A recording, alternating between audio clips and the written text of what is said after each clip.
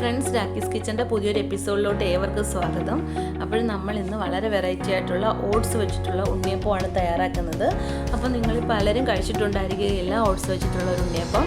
വളരെ ഈസി ആയിട്ട് നമ്മുടെ ബേക്കിംഗ് സോഡ ഒന്നും ഇടാതെ തന്നെ നമുക്ക് ഇത് വളരെ സോഫ്റ്റായിട്ട് തയ്യാറാക്കി എടുക്കാനായിട്ട് പറ്റും.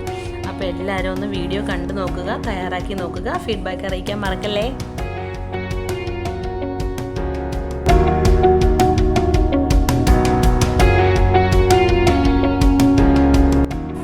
അപ്പോഴും നമ്മുടെ ഓട്സ് ഉണ്ണിയപ്പത്തിന് മെയിനായിട്ട് വേണ്ടുന്ന സാധനം ഓട്സ് തന്നെയാണ്. അപ്പം ഞാൻ 2 കപ്പ് ഓട്സ് തൊട്ട് എടുത്ത് വെച്ചിട്ടുണ്ട്. നമുക്കിനി നന്നായിട്ടൊന്ന് പൊടിച്ചെടുക്കണം. വറക്കൊന്നും വേണ്ട, സാധാരണ മിക്സിലോട്ട് ഇട്ടിട്ട് ഒന്ന് പൊടിച്ചെടുക്കാം. ഇപ്പോഴും ഓട്സ് നമ്മൾ പൊടിച്ചു വെച്ചിട്ടുണ്ട്. ഇനി ഈ ഓട്സിലോട്ട് നമ്മൾ 1.5 അച്ചിൻ്റെ ശർക്കര ഉരുക്കിയ പാനി ഒന്ന് ഒഴിച്ചു കൊടുക്കുവാണ്. ആ ശർക്കര പാനി ഒഴിച്ചു കൊടുത്ത ശേഷം നമുക്കിതൊന്ന് നന്നായിട്ട് കലക്കിയെടുക്കണം. നന്നായിട്ടൊന്ന് കലക്കി കൊടുക്കുക.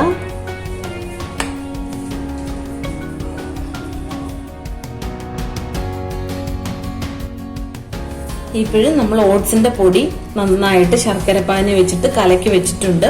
അപ്പോഴിപ്പോൾ ഇതൊരു ഇഡലി മാവിന്റെ കൺസിസ്റ്റൻസിയിലാണ് ഉള്ളത്. ഇനി നമ്മൾ ഇതിലോട്ട് പഴംകൂടി ചേർത്ത ശേഷം നന്നായിട്ട് അരച്ചെടുക്കാൻ പോവാണ്. ഇപ്പോഴിതിൽ ചെറിയ ചെറിയ കട്ടകളൊക്കെ ഉണ്ട്, അതൊന്നും ഒരു പ്രശ്നവും ഇല്ല. നമ്മളിപ്പോൾ അരച്ചെടുത്ത് കഴിയുമ്പോൾ അതെല്ലാം മാറി കിട്ടും. അപ്പോൾ ഇനി ഇതിലോട്ട് നമ്മൾ ചേർത്ത് കൊടുക്കുന്നത് ഒരു റോബസ്റ്റ പഴമാണ്. അപ്പോൾ പാളയംകുളം പഴമാണെങ്കിൽ 2 എണ്ണം വരെ ചേർത്ത് കൊടുക്കാം. ഇതാ ഇപ്പോഴും പഴവും ശർക്കരപ്പാനിയും ഓട്സും കൂടെ ചേർത്തൊരു മിക്സ് തയ്യാറാക്കി വെച്ചിട്ടുണ്ട്. ഇനി നമുക്ക് ഇതിലോട്ട് കുറച്ച് സാധനങ്ങളൊന്ന് വറുത്ത് ചേർക്കണം. അതെന്തൊക്കെയാണെന്ന് നോക്കാം. ഇനി നമ്മൾ മിക്സിലോട്ട് ചേർത്ത് കൊടുക്കാനായിട്ട് പോകുന്നത് നെയ്യിൽ മൂപ്പിച്ചെടുത്ത എള്ളും അതേപോലെ തന്നെ ജീരകവുമാണ്. അപ്പോൾ ആദ്യം ഞാൻ നെയ്യ് ഇട്ട് കൊടുത്തിട്ടുണ്ട്, അതിലോട്ട് എള്ളും ഇട്ട് കൊടുത്തിട്ടുണ്ട്.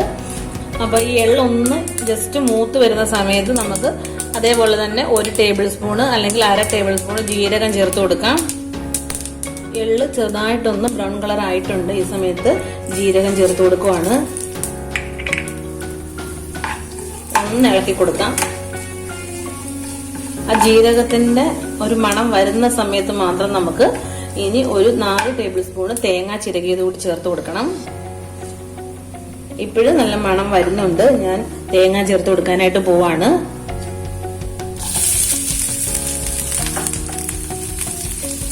തേങ്ങ കൊത്തല്ല ഞാൻ ഇതിലോട്ട് ഇട്ട് കൊടുക്കുന്നത്, തേങ്ങ ചിരകിയതാണ്. തേങ്ങ കൊത്ത് ഇഷ്ടമുള്ളവർക്ക് തേങ്ങ കൊത്ത് ഇട്ട് കൊടുക്കാം. അപ്പൊ തേങ്ങ ചിരകിയതാവുമ്പോൾ കുറച്ച് കൂടുതൽ നമുക്ക് ഇട്ട് കൊടുക്കാം.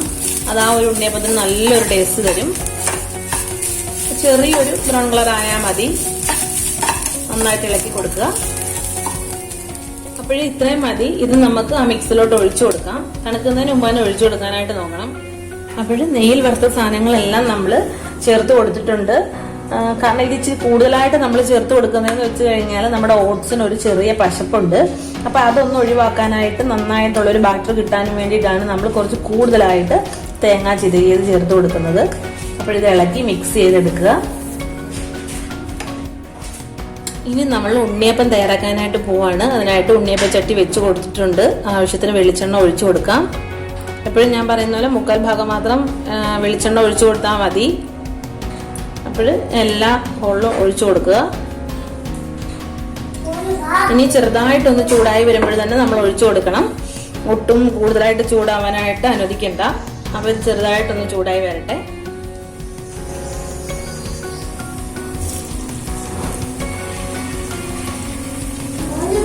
ഒഴിച്ചു കൊടുക്കുക.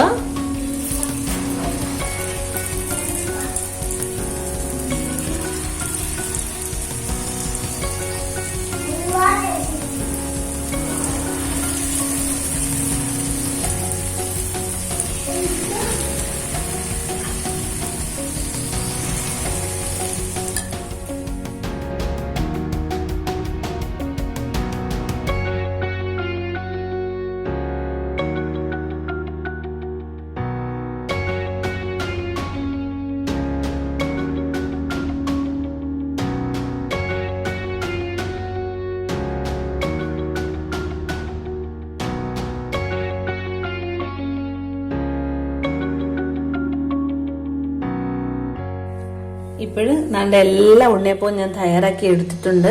നല്ല പെർഫെക്റ്റ് ആയിട്ട് നല്ല ടേസ്റ്റി ആയിട്ട് തന്നെ കിട്ടിയിട്ടുണ്ട്. അപ്പോൾ എല്ലാവരും ഒന്ന് ട്രൈ ചെയ്ത് നോക്കുക. ട്രൈ ചെയ്ത് നോക്കിയിട്ട് ഇഷ്ടപ്പെടുവാണെങ്കിൽ ലൈക്കും ഷെയറും കമന്റും ചെയ്യുക. സബ്സ്ക്രൈബ് ചെയ്യാത്ത ആരെങ്കിലും ഉണ്ടെങ്കിൽ ഒന്ന് സബ്സ്ക്രൈബ് ചെയ്തിട്ട് സപ്പോർട്ട് കൂടി ചെയ്തേക്കണേ. അപ്പോൾ ഇനി നല്ലൊരു വീഡിയോ ആയിട്ട് കാണുന്നവരേക്കും താങ്ക് യു.